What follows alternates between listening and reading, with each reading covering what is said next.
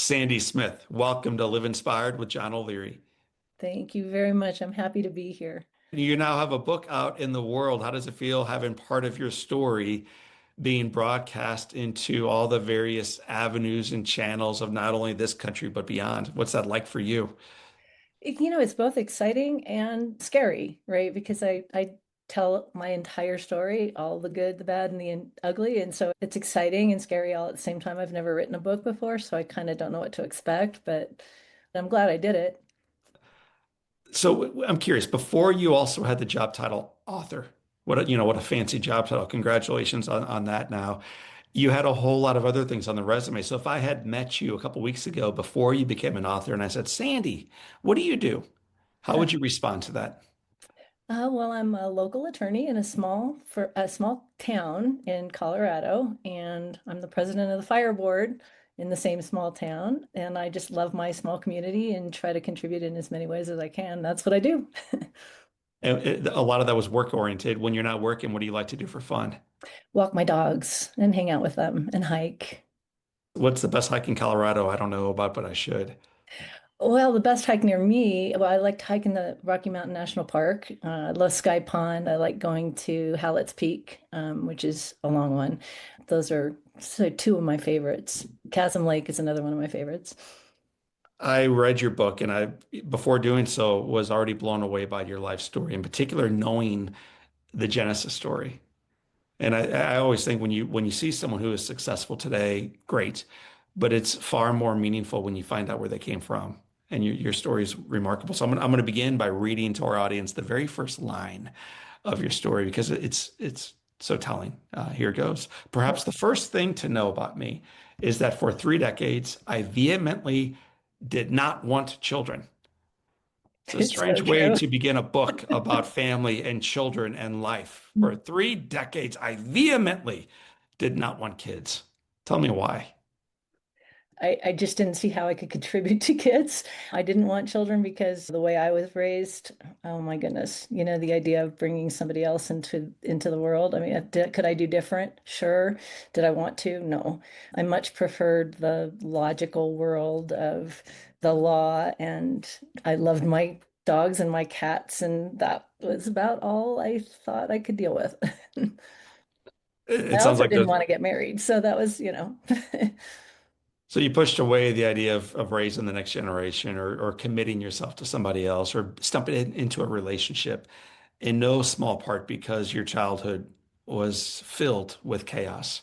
Yeah, and a lot of it really had to do with not trusting getting into a relationship with someone and not having it end up in a difficult situation. Just not knowing, watching what my parents went through and how they interacted with each other. I didn't trust it. I could trust myself. I just wasn't sure I could trust anything else or a relationship. And I enjoyed my alone time. I like being I still do actually. I like the peace and the quiet of my own thoughts and nature and not having to deal with other people.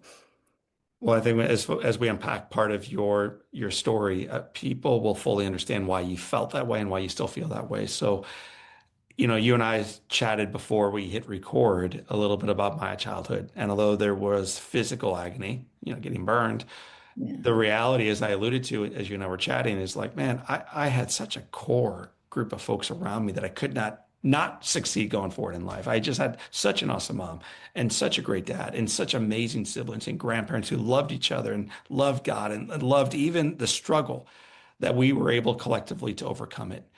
You had a very, very, very different upbringing. Talk a little bit about yours. I had parents who were very dysfunctional, to put it mildly, abusive in different ways. My father could be physically abusive, well, as could my mother, but my mother suffered from undiagnosed schizophrenia. And so dealing with her could be very difficult and chaotic and unpredictable. And so it was just constant chaos. It felt like constant chaos and constant fear, right? There's just a lot of fear. There was always a lot of fear. What's next? Who's going to do what? How is that going to affect me, right? Am I going to get hurt? Is somebody going to kill one of my pets? Something. It was always something. And so living like that, you just grow to be very vigilant, almost hyper vigilant about everything going on around you, reading Yes. faces, understanding people, knowing when to go hide somewhere and not, not be present for whatever it is that you sense is coming, that kind of thing. You had a younger brother, yes? Yeah, Kevin. There's a story you shared where your brother has an accident. Would you unpack that for our audience just because it gives us a sense for what you were dealing with as a young girl? That was, yeah, it was one of the most traumatic moments of my life. Well, and certainly also his. And it had long-term ramifications for our relationship, my brothers and mine.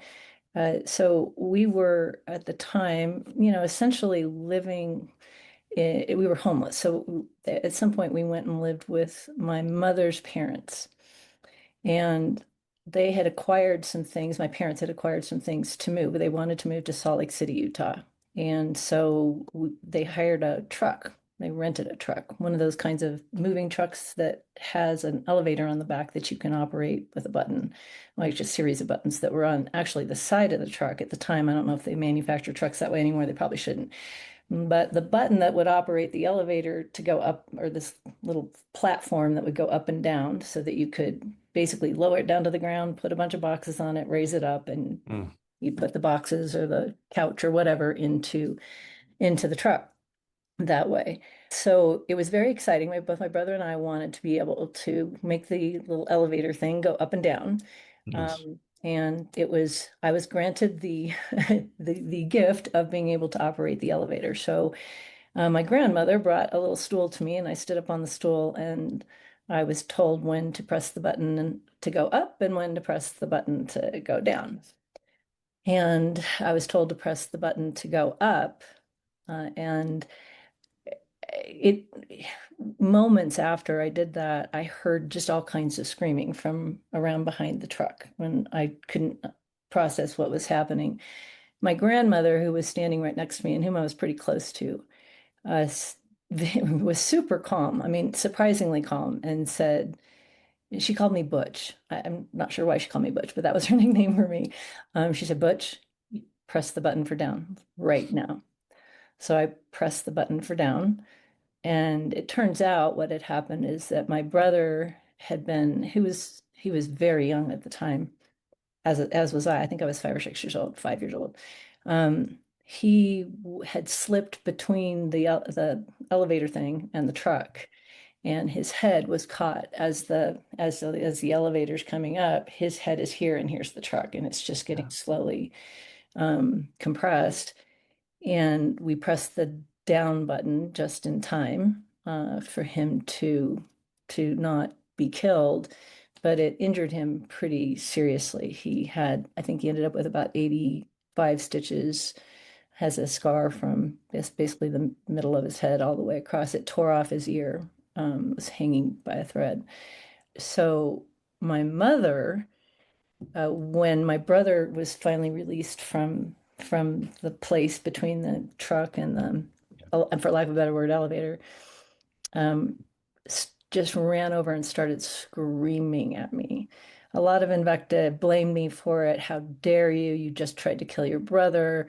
How, you awful, I'm horrible. I won't say the swear words on in an interview, but um, my father was holding my then bleeding brother, who's bleeding everywhere. His head wounds a Yes. lot. And I was just terrified, mortified, and wanted to see my brother, obviously, because we were close. And they wouldn't. They not only they whisked him into a car, and as I chased them down, they jumped into the car and they slammed the door in my face and told me I didn't deserve to go with them because I had done this to him. And they took him to the hospital. I didn't see him till he got back. No, in crisis, we've all who have been there have been guilty of saying and doing things that are we realize not long after, gosh, I wish I'd said something different or been somehow different in that relationship or conversation.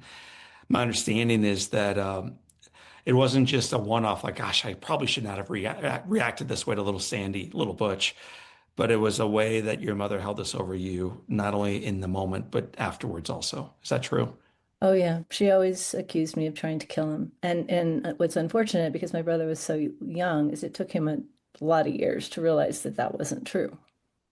How long did it take you to realize that that was not true? It's so easy to believe the lies that others spew our way. So how long did you You believe know, that that was you? I always knew it wasn't true. I think one of the things that enabled me to survive this is I always had a strong sense of who I was and what I really did and didn't do. And I would fight back all the time. Like, no, that's not true, right? And I did that all the time with this issue, not to no avail really for until my brother and I were able to talk about it more when we were more adult. But the I didn't view myself as responsible for it. Mm, I often viewed myself as being someone who wasn't worthy of love. So for me, the way I internalize these things is I always felt like there was something wrong with me, generally, that I wasn't worthy of things other people are worthy of, whether it's love or affection or just basic respect, right? I think that's the thing I struggled with the most as a kid with all of these kinds of things, because that's one example, but one of many, right? agreed. A couple activities that I never did as a child include cleaning motel rooms. Yeah. Talk about that. Well, it's another one of those times where we needed a place to live and didn't have money, and so I think I was bartered for the room that we were staying in. We got a hotel room, and I was to spend every day working with the other housekeeper cleaning the rooms. It was one of those kinds of motels, I guess, where you drive your car up and there's doors right in front of you, or you go Yes. upstairs and there's doors right there on a balcony. So I was expected to go and clean the rooms. I learned how to do those, corners on the sheets on the foot of the bed. How old were you, Sandy? I was, oh goodness, 11, Okay. 12-ish in that range. Yeah. So that's one thing I never experienced. The second thing that I never experienced was hunting for my own food. Yeah. You're a child. How old were you, and why were you hunting for food? So from the moment we moved to Utah, so that was, like I said, around the time I was 5, really until I was a teenager, we primarily hunted for food, or grew it in places that we could grow it, whether it was on a farm in Idaho or in a backyard in Utah or somewhere. But it was something that was sort of a theme throughout my life. What activities as a child did you take on that were more relatively normal? So I know you cleaned pinto beans and like you really, it was a difficult upbringing, and yet there was also whispers of hope and goodness. What were some exciting things that you did as a kid? There were times, it's interesting because my father would, I think, come into money sometimes. And so there were times where things seemed pretty good.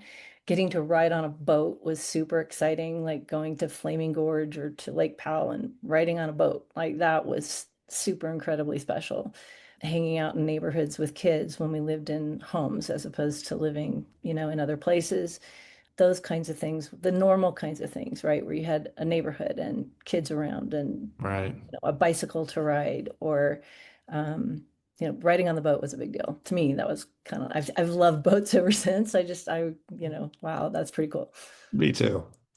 Uh, what about sports? When did sports become part of your childhood?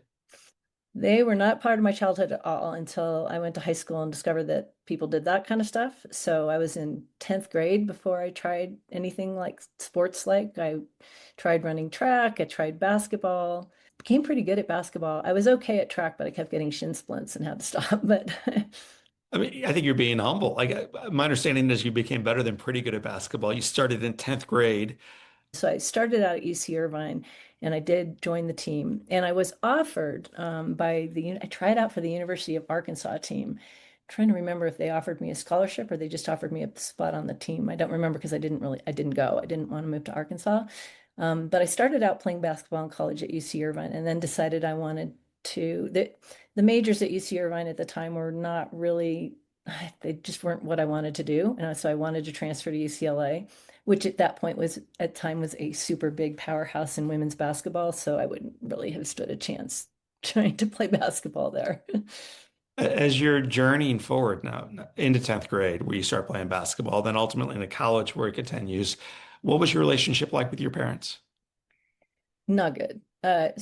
Well, there is a point at which, and it wasn't early in my college days, where sort of the script flipped, right? And I became more a parent to I my bet. parents, and I was constantly trying to mediate their disputes and their conflicts, which became difficult on me. But their relationship with each other was so volatile. I mean, I left when I was 17 and never went back.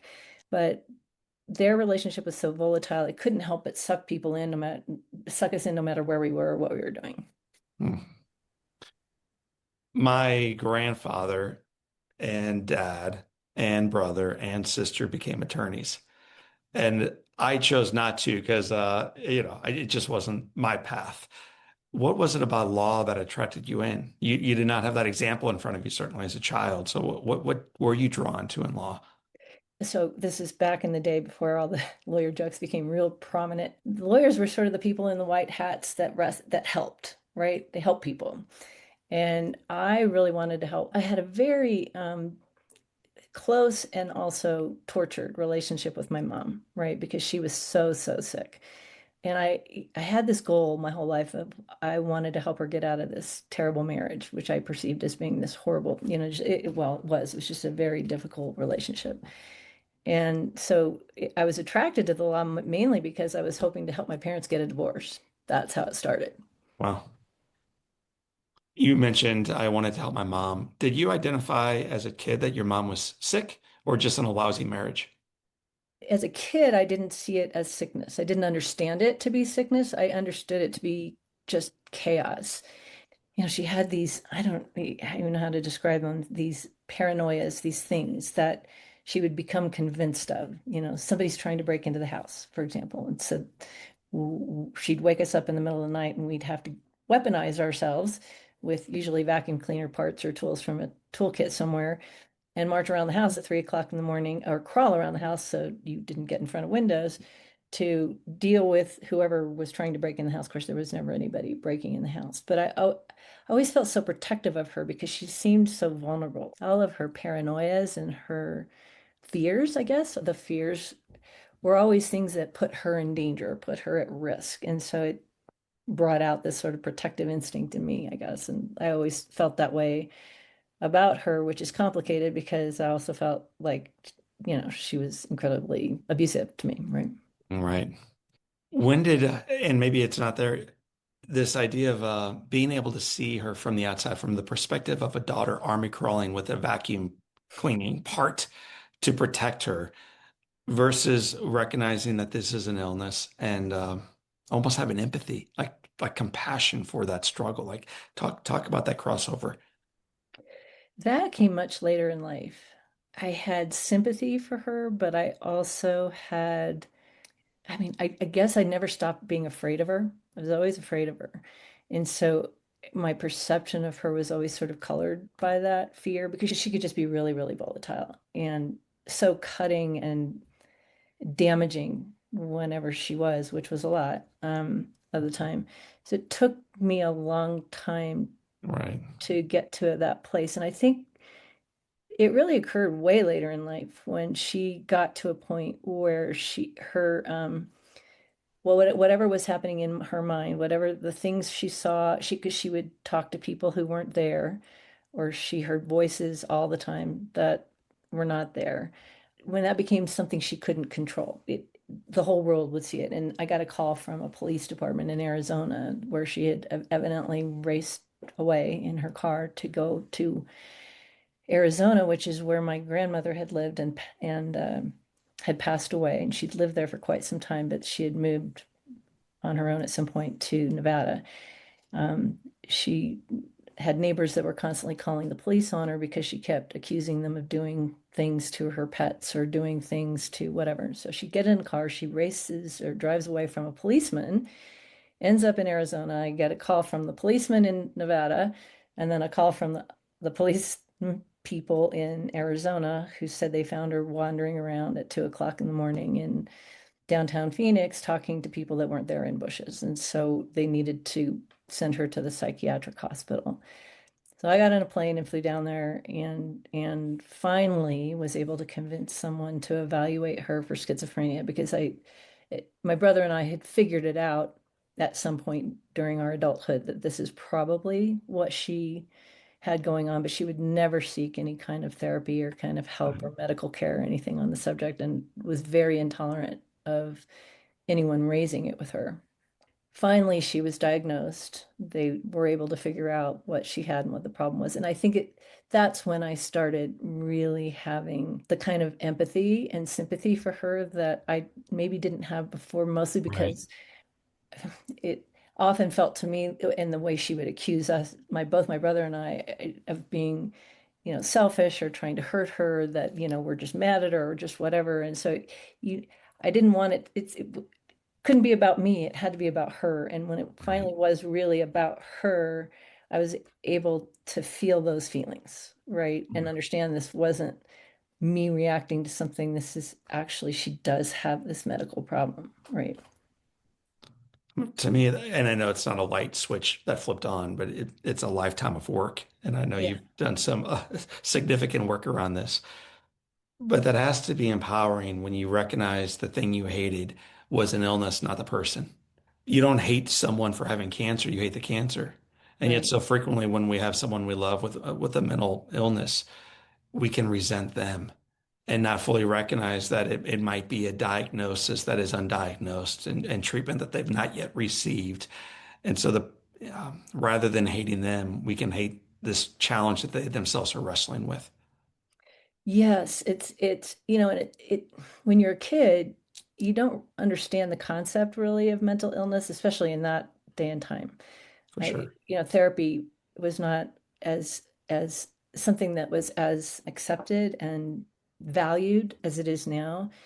In her view, the suggestion of it meant you were accusing her of being sick or accusing her of Right. being abnormal, or that's how people would tend to respond to any suggestion of it. And so you just don't, I mean, and certainly in my younger years, I just thought this is who she is. And this person, is hard to deal is hard to deal with in so many ways. And then you go through the anger part, usually when you're a teenager, at least for me when I was a teenager, where it's just like, just leave me alone. I Yes. don't want that anything to do with this. And then you kind of start looking back on it and realizing there's more of a problem here. There's something else. And again, until she was actually finally diagnosed is when it became clear that this is a problem. This is an illness. It's not who she is, right? There's a person in there Yeah. that is separate from this thing that I've lived with all my life. And Mm. that was hard to parse out. So, okay, so who is that person? What parts of her are that person? And can I go back and connect with those parts of her that weren't a manifestation of her illness, but were just a manifestation of who she is and would have been had she not had the illness, right? So you and I talked before recording, like I have a bunch of questions around your book and your life, and I haven't asked a single one of them yet Oh, because we kind of are going down this pathway of this relationship with your mom that I think so many of us have a similar type of challenge, not to the extent you did, but the inability to see someone for who they really are beneath all the mistakes they've made and the struggles they themselves deal with. So the final question around your mom, were you ever able to see her for who she was at her best? Were you ever able to see through the ranting and struggles and all the things she negatively was for you as a child and able to meet her where she was later on in her own life? yes, I think I was. I think I was. Who she was is so tied up with how she behaved in so many ways for me because it occurred so through all the formative years of my Yeah. life, right? And it's hard to separate those things out, but I do honestly feel that my mom at the core of her being was a good-hearted, loving person who would have given you the shirt off her back and done anything for you had she been able to, right? Had she been able to see the forest for the trees, really, right? Well, ironically, without her even knowing she was doing it, somehow she raised one who does similarly, just in a little bit of more healthy manner. So I want to shift back away from your mom and onto your journey. You go on to law school. Where'd you attend law school? USC, yeah, University of Southern California. What was your dream outside of helping your parents get divorced? Uh, Which while I was in law school, I actually did, believe it or not. I helped them get through that and not kill each other, which was nothing short of a miracle. I was on the phone with them once when my dad tried to run her over with a truck, and I was listening to the whole thing. But it, I did get them away from each other and helped with the legal stuff, even though I couldn't represent either of them. I could talk to the lawyer and help. But what was the kind of ask the question? What was the So question? outside of helping dad not run over mom, which I think we can laugh about until Yeah. you actually think like that happened and it happened more than once. And it's representative of a whole lot of other things that happen that we're not even going to be talking about right now. Right. So life is chaotic and you help them get divorced, but you also somehow in the process also graduate law school from a very prestigious law I school. did. So Yeah. what was your vision outside of graduation? I, again, wanted to help people, right? So it's why I went into litigation because usually with litigation, that's where people are struggling, right? They're in conflict with one another. They need help solving the problem. They need help resolving their differences as between the two of them. And to me, the transactional side of things wasn't something that excited me too much just because it Right. was all about money. And I really just, it's like, it doesn't excite me, right? But what excited me was helping people, help bring people together, right? Helping people resolve their differences, resolve their conflicts. And since a lot of those occur in a legal context, that was something that I wanted to do. It's why I chose litigation pretty much from the beginning. Hmm. Yeah. You mentioned in the introduction of yourself that you work at a small local firm in Colorado, but you worked at a little bit of a larger firm in California for a while. I I can't did. remember the name of it. Oh, Melvin Ian Myers in Los Angeles. Yeah. And who'd you partner with? A lot of people. One of the people I worked with most there, well, there's several that I worked with and remain very close to and love that firm and love those people. But one of them, a man named Bob Willett, he ultimately became the vice chair of that firm, but he is my across the street neighbor where I live here in Colorado, and he and I took the bar exam together in Colorado Wow. and decided to form this firm together. He took the bar exam at 81 years of age, and I took it at 60 something. And that's the small firm is just the firm that he and I practice in together. Congratulations to both of you. Thanks. We passed Uh, the bar, yeah, at these ancient ages. It was kind of surprising. well, ancient changes. When I was 9, ancient was 25, and now that I'm more than double that age, it ain't so ancient anymore to be 25. It's what I wish I would be right now. Yeah.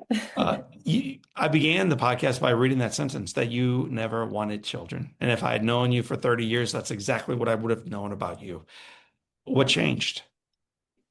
I think biology in some ways, but also I started working with people or got to know people who had a lot of kids, and I loved kids. Here's the thing: my whole life, I've gotten along super well with kids. My people used to call me the Pied Piper of children and animals because if I sit in a room with kids, they're usually within minutes surrounding me, and we're talking and laughing and playing games and doing whatever. And I love kids. I just didn't think I wanted to get married. And then I met someone who I believed I could get married to and decided, why not? I think I could be a good mom.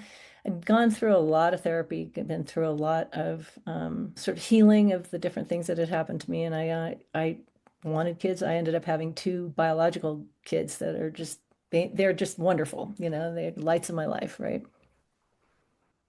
And you lights in their lives, which is a hard thing to do. Most of us become what we saw growing up through omission and commission. Like without even recognizing it, we become our mom. We find the refrigerator door open and we find ourselves saying the exact same thing we heard her say or him say when we were kids. I'm sure there's a little bit of that in your life, but for the most part, you became the opposite. You became the safe harbor and a foundational pillar from which they could launch. Uh, It's funny because sometimes I think for me, because my situation was so extreme and so difficult, it's not too hard to not be that, right? If it was as simple as you left the cupboard open and I'm gonna say the same silly thing to you every time you leave the cupboard open, then probably I'd have the same exact, thing. But right. it's easy not to make people do belly crawls across the room with vacuum cleaner parts because you just know inherently that that's nuts, and there's why would I do that, right? And so there's a part of my upbringing that was so extreme that it actually enabled me to be normal. I had to Right. figure out what normal was, though, right? That's Because I hard. don't think I even understood what that was. So that was a learning process for me. How do you figure that out? Because it's almost like saying when you breathe air, explain to us what breathing air is like. Or if you've never breathed air, imagine what that's like. And how would you imagine that? So how does someone who never had any sense for what normal looks like discover it for themselves? Oh, that's, you kind of watch what other people do. I like when you sit down at a table. The other thing I never learned how to do was which fork goes where and how to do that.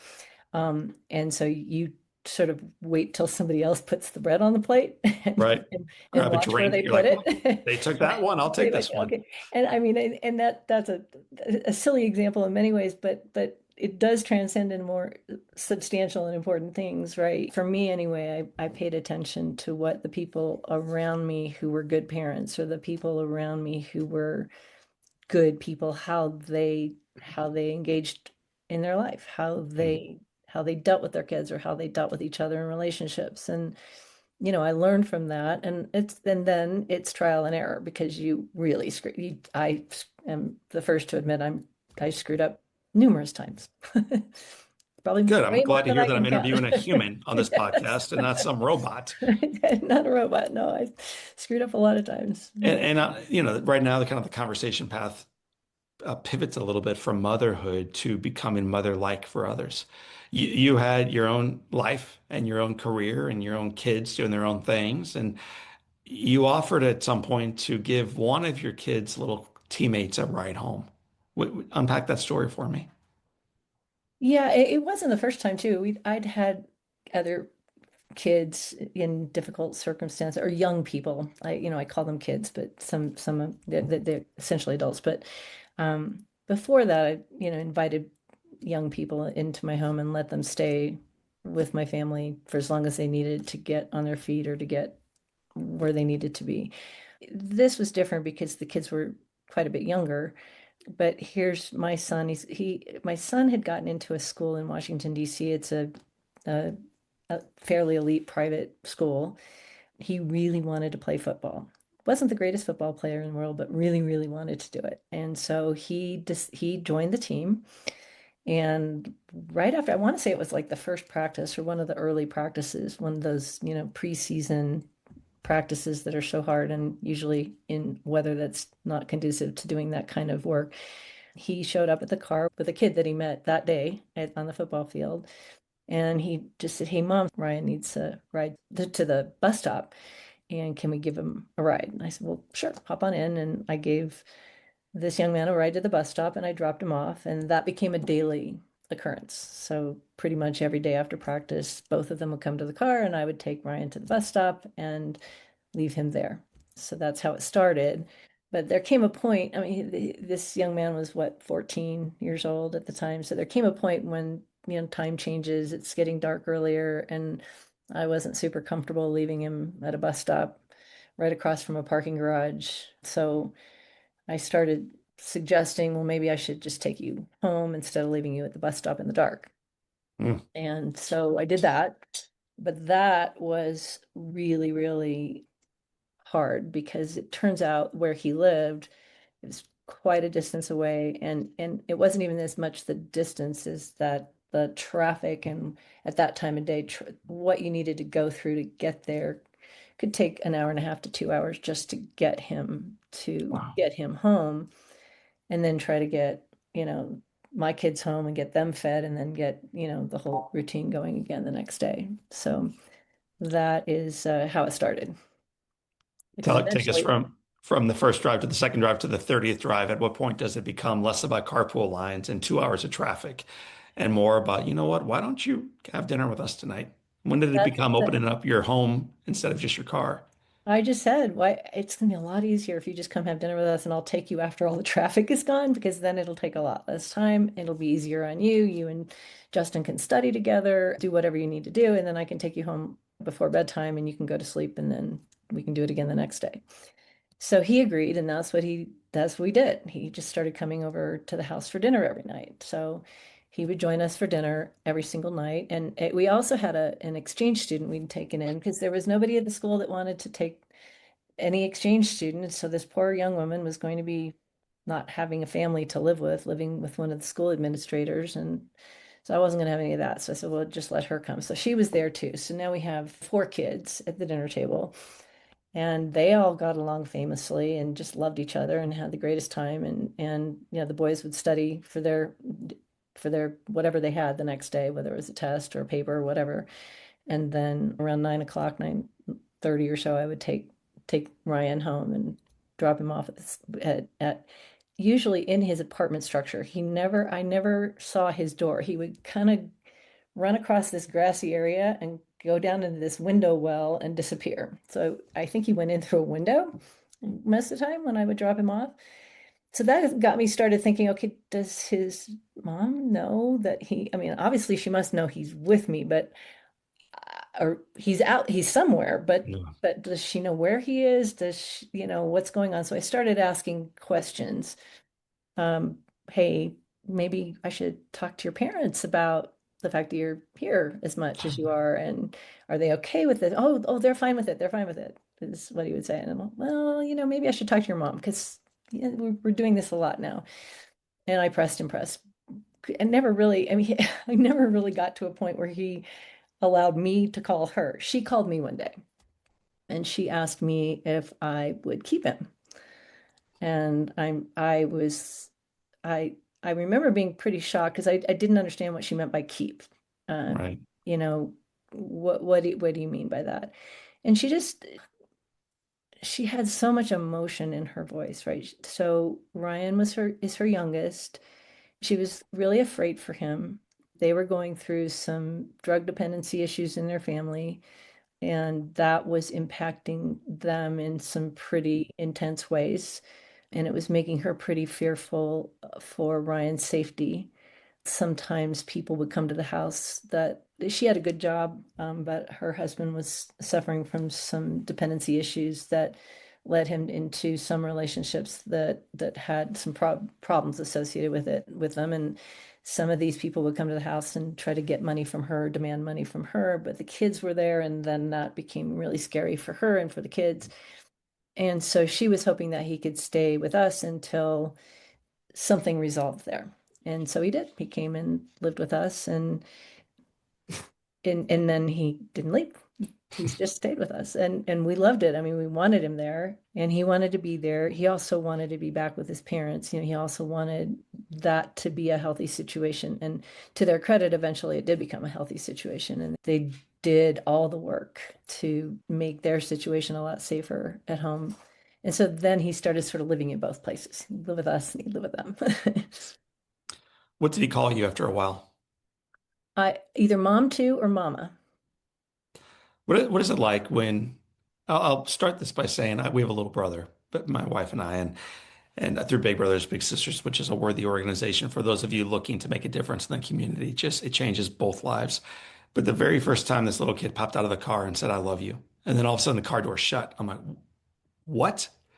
I couldn't. I just was blown away that the love had grown beyond our home and beyond my race and my political affiliation and my religion, and it swelled outside of our body, which is so cool.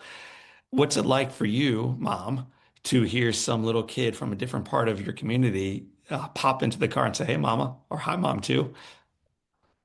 It was amazing. It was it every it takes my breath away still to this day when they say it to me, and they still do. It's so special. It's so unique. It makes you both want to cry and yell for joy at the same time. Right. It's all those emotions all packed into one brief moment in time when they say it, and then you take a breath and like, oh my God, I love you too. There's nothing like that feeling, right? Well, every few weeks we see our little brother. We're seeing your little one far more than that. Was there ever a moment at these family dinners and carpool lines and football games and everything else you're doing, Mama, too, where you think, I think I've gone too far. This is too much. No, no, but I'm not that kind of person. I mean, there's never too much. It's pretty obvious, I think, what your answer will be, but to what degree did your own lack of a healthy home dictate the kind of healthy home you wanted to provide, not only for your kids, but for your kids' friends, plural? It was huge. It was huge. So everything about me is I'm all about providing a safe and healthy space for my kids and their friends and whoever comes around, right? That's just who I am. That's what I want. It's what I try to live for. It's important to me to include people in my life, and the people I include are the people that find me or that just happen to be around, and I recognize that there's something I can do to help or Mm. whatever, and so I will, because I don't know, for me it's life is about just whoever God or fate or whoever puts in front of you, right? And you have a choice in that moment. What's your choice going to be? Are you going to respond to what you see, or are you going to ignore it and go about what's easier, which is whatever routine I had scheduled for that day, right? And and to me, life is a lot richer because more often than not, at least I try to choose to ignore whatever I've got scheduled for the day and choose the thing in front of me that's been put in front of me, right? So I'm a person of faith, and in my faith, our God is Jesus, and it shows up in skin and flesh. And one of the coolest things about his teachings that unfortunately I don't follow as much as I wish I do would is the opportunity of being open to the interruptions. Like you have a plan for the day, you've got a filled calendar and a packed dance card, and I live into that. And yet my teacher teaches me, if I'm paying attention, that if your dance card's too full, you're going to miss the most important thing right in front of you. You're going to miss giving that kid a ride home. You're going to miss taking the call from his mom. You're going to miss the opportunity of having family dinners with him, not part of that family. And you're going to miss the words mama or dad and the words I love you. So help me. And then I think a whole bunch of our audience who also struggle with this idea of being open to interruptions. Um, when we feel that draw in our heart to just say, "Oh gosh, fine. Let's make a left turn rather than a right." How do you do that? You have to make the choice. I just make the choice. I feel that my history was such that I'd look around and I'd see so many people running around, especially when I was going to UCLA and living near Bel Air, and there are people driving Rolls Royces around, and I'd watch them go by and think, do they even know like what someone like me feels, or what other people who just don't live that lifestyle or don't experience life the way they do they understand it? Would they even do they ever stop and think about it? And I know that sounds a little judgmental, but I was young and that's how I was. I kind of Right. was about that kind of thing. And I just never wanted to be that person. And so I try to be open and aware of my surroundings, right? I really try to so here's this sweaty kid, right? And he needs to get in the car. He needs a ride. And the choices for him are he can get into my air conditioned car and I can drive him to the bus stop, or he can walk all the way to the nearest metro station, Right. take a metro to the bus stop, then wait for the bus. And it's hot. It's August in DC. It's crazy hot and it's crazy humid. And so that's sort of, for me, sort of an obvious choice. Yeah, I needed to get home and make dinner, but I also wasn't going to leave this kid in a hot parking lot to go do that. And so it's a choice. Every time it's a choice. And sometimes I screw up and don't make the right choice, I'm sure, because there are a lot of times I'm busy and I don't know, I can't help right now. Yeah. But I try whenever I can, because it's usually pretty obvious who needs something or what they need. I think oftentimes the reason why we don't make the choices, we think our car is not air conditioned nicely enough, or we don't have time, or we'll say the wrong thing, or we've never been even to that part of town, and we don't want to risk it. So as you look back at your journey, how frequently have you made the choice and then regretted making it? Never. Absolutely never. You talked about Ryan, or and an exchange student, and then your own two kids and a few animals around the house. Did you eventually open the front door even wider? Yes. So the next young person that also was on the football team, Diamante. Diamante, is just this larger than life kid. It still is, young man now. He wanted to organize sleepovers at my house all the time with the entire football team. So he did. He would organize these sleepovers at our house for the entire football team. So, there'd be 20 kids in play. They're all over the house. I mean, they're blow up mattresses, socks everywhere, dirty laundry. I mean, it was just, it, an insane number of people in the house and an insane number of mouths to feed, especially before a football game, after a football practice, and then before a football game. But it became kind of a tradition where the night before a football game, they would all come over to the house. And I started this little newsletter with silly things in it. Like I'd take a photo of some random sock that got left in the hallway and I'd post it for them all. They'd have to figure out the first person to identify the sock, whose sock it was. We'd get a pizza after the game and they could get a gift certificate for the pizza and they could go get it anytime they wanted. So everybody got super into the game around identifying the random socks left in my house or whatever it was.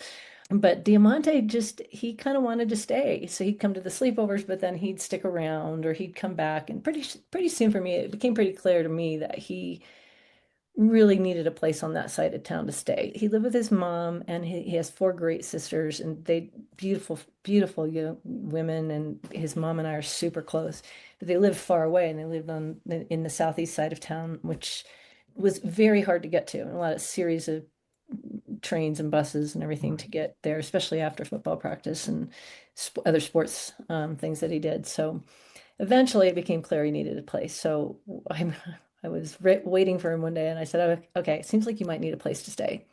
And if that's the case, here's a key. That's to the house and your room's upstairs." And he just got tears in his eyes, threw his arms around me, ran upstairs and never left. And he's coming to visit. He's going to visit me on the day of my book publication to celebrate the official publication date. As you are buying pizzas and finding owners of socks and sending kids upstairs with keys to your freaking house. Yeah. I mean, these are not small tasks. Did these kids then or even now realize that as much as you were doing for them, they were doing more for you? I don't think they realize that. I tell them that all the time. I don't think they realized it. I think they do now as adults. They just were bundles of love. They just are walking bubbles of love. I mean, that's who they are as people. And what they did for me is to see the value of loving everyone and everything as much as you can, because the love that comes back at you is as big as the love you're giving, if not more. And usually it is more, actually. My friend, I'm going to begin moving us toward the successful completion of our conversation with a couple quotes. One Okay. more question, and then we'll wrap up with what we call the Okay. Live Inspired Seven. So these are your quotes. Opening my home healed my heart. What's that mean?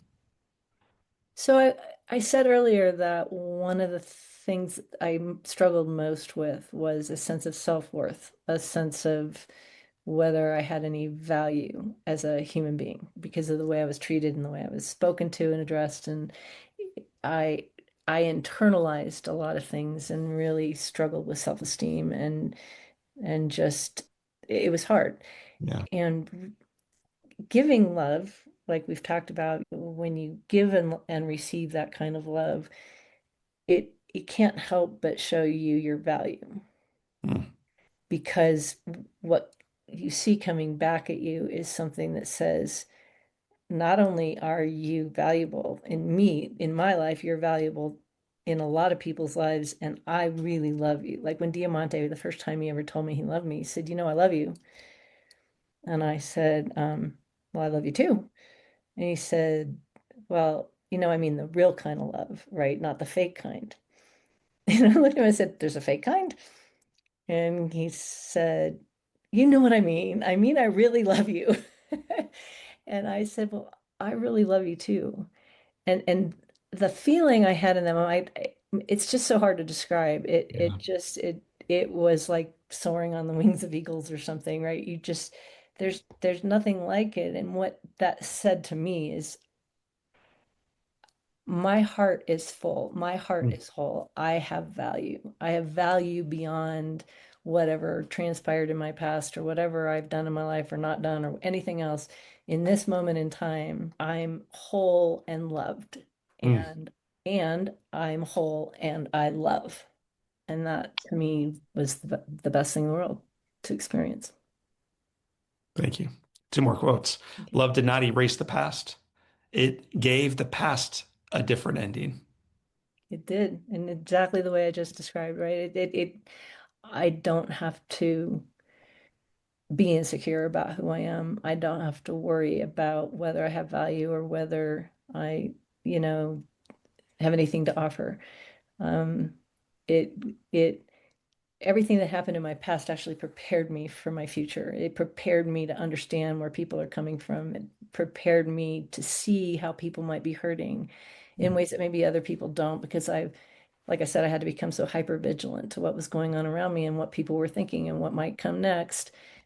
So it just enabled me to be pretty hyper vigilant about recognizing where people are too in their lives and what they need and how I might be able to contribute or help in some way. I think it ties into the third and the final quote. Healing begins when someone finally feels seen, safe, and chosen. Yeah. And I feel seen, safe, and chosen because of the relationships that, God has enabled me to build with these kids who are now adults and who are still in my life and will be till the day I die. Because that's what it means to feel safe, seen, and chosen. It's a lifetime. It becomes a lifetime experience for the people involved. For our listeners today who do not feel safe, seen, and chosen, for people who are struggling with the misery or the monotony of life, what's just some encouragement you would offer us? I would say it's not as bad as you think. It never is, because you will get through it and you will get to a better place. Don't be afraid. Don't be afraid. Don't be afraid to do the things that are scary or that you're hesitant to do. Don't be afraid about whether the air conditioning in your car works or doesn't work, or whether your house is clean enough or whatever. And also, I think most importantly, don't be afraid of your past. Because I think so many times people have had experiences in their past that almost disable them from doing things that might be a little scary or that might be a little out there or that mean opening themselves up or making themselves vulnerable. Because when you do these kinds of things, when you do open up like that, you are making yourself vulnerable. You are exposing yourself in ways that might not feel particularly comfortable. And I think a lot of times it's a fear of what's happened in our past that Hmm. can prevent us from doing those things. Right. Sandy, we have seven questions that we tether all of our guests, whether they're astronauts or authors, together with, and Oh they're called no. the Live Inspired Seven. So Okay. buckle up, my friend. Get ready for the ride. Here we go. What's been the most impactful book you've ever read? The Unbearable Lightness of Being by Milan Kundera. Tell me about it. It is a book that was transformative for me. I read it on a beach in Spain, and it's powerful in terms of the characters and the way they interact with each other and how you go through difficult times and come out the other side and how to process things. What's one positive characteristic, one beautiful trait that you possessed as a little kid that you wish you exhibited as brilliantly today? I like to give everything away. When When you I were a was a kid, you like to give everything away? everything. I would give whatever. If it was mine, it was not. I'd give it to somebody else, and I get in lots of trouble for this. Um, but I wish I was even better at that today. As you get older, you start to try to hang on to things a little bit more. You've got Hold about on to 50 other kids things. who call you mama. I think you're doing, just so you hear from the outside, a pretty awesome job giving it away. Thanks. Well, I try, but I still wish I could be better at it. Fair enough. If your home caught fire and all living things and people are out and you have an opportunity of running back into your house and grabbing one physical item, what would you grab? Oh, that's a tough one. See, do people come to these podcasts and know the questions in advance? Because I don't. My first guess was my mother. And when I asked her that question, she started hitting me under the table. And when I asked her the next one, she was like, looking at me with a look of rage. So no, no one knows the questions unless they've done their due diligence, attorney. Okay, so the one thing I think I would grab, it is it you know those places called Color Me Mine where you make those ceramic things, you can make them yourself. All Yeah. right. So all of my kids wanted me to get a tattoo, and they designed the tattoo. It's a heart that's made out of all of the first letters of each of their names. There's now 10 of them, by the way. I know the book doesn't talk about all of them, but well, there's actually 11 of them. Depends on how you count. But at the time, there were 10 of them. And so they designed this tattoo. It's a heart that's made out of their initials and then has an infinity symbol running through it. And then they all went with me to get this tattoo. I'd never gotten a tattoo before. I never thought I would, but there it's on my back. I have this tattoo. But so Ryan, for Christmas one year, he went to Color Me Mine and he created a little plaque and he drew that tattoo, that heart made out of all of the first letter of each of their names, a little infinity symbol. And I have it sitting in a prominent place in my house. And that is the thing I would probably That's go get. beautiful. Thank you. What a great answer. If you could sit on a bench on a gorgeous day and have a long conversation with anyone living or deceased, who do you want next to you?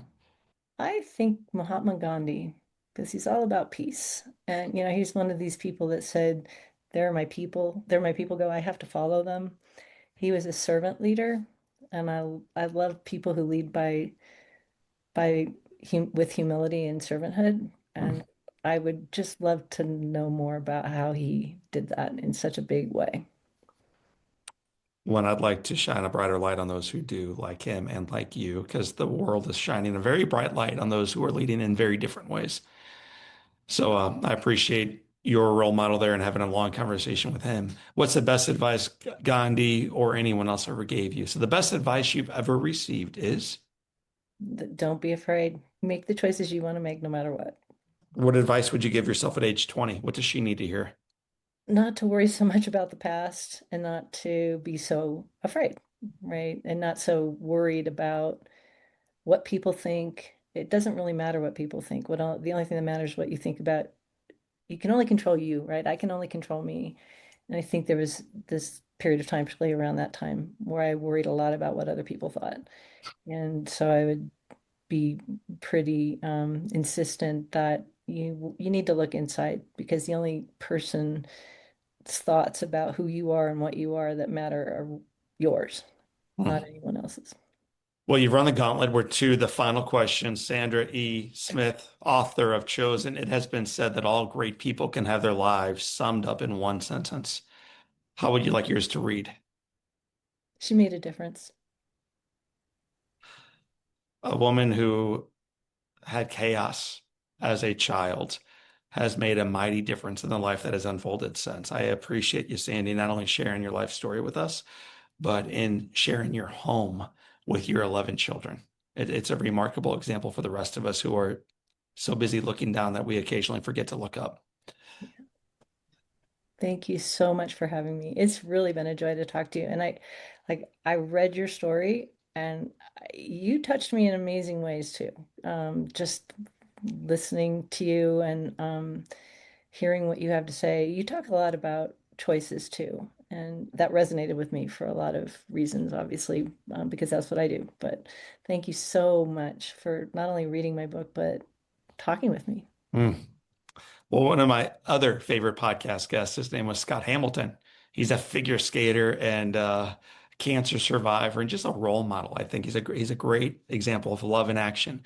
And as we're having the conversation, we talked about his family of origin, and he was adopted and never really got to know his birth parents. And I asked him if that hurt him.